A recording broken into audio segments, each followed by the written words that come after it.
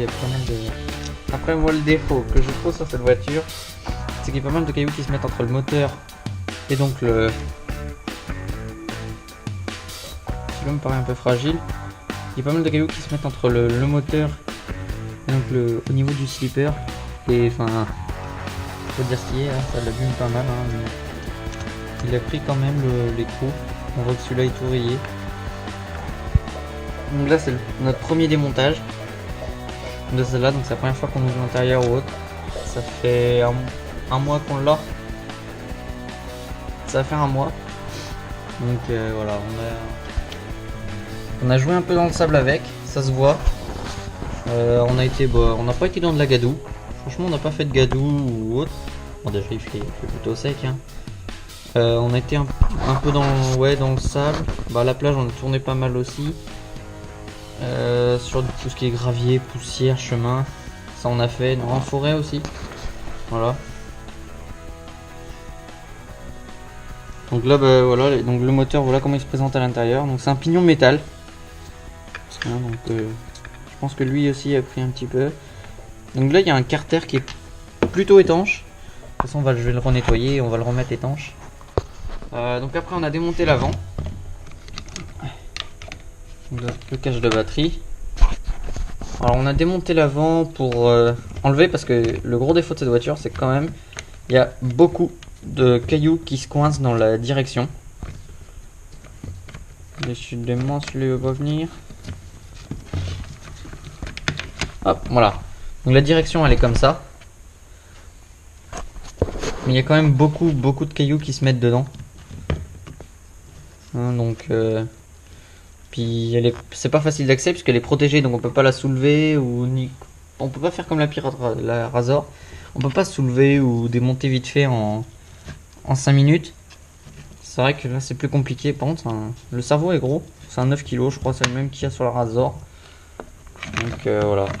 Bon bah on va tout remonter, tout nettoyer, tout remonter. Bon, c'est la première fois que je démonte celle-là.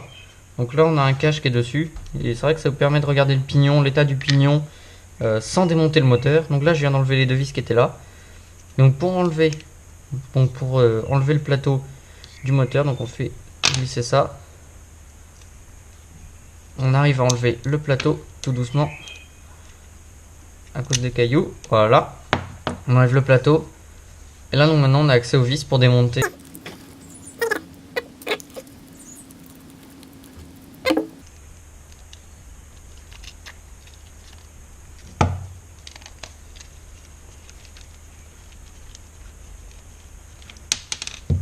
Donc là il faut munir d'une toute petite clé Allen et d'ouvrir ça. Alors est-ce que je vais avoir la clé Allen pour... Hop. Alors, je sais pas si vous allez voir. Comme ça, on se met là et on dévisse pour enlever le pignon. Voilà. Donc là, on a enlevé le pignon.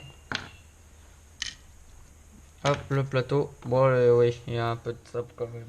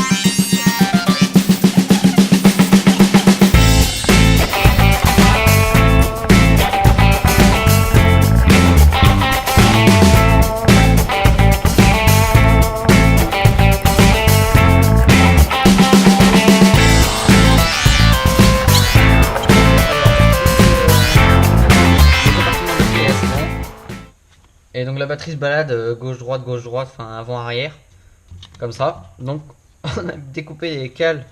On utilise du liège pour faire pour caler, tout simplement parce que sinon bah, la batterie se balade et les fils, bah, ça tasse les fils là au bout et donc ils arrivent à être abîmés.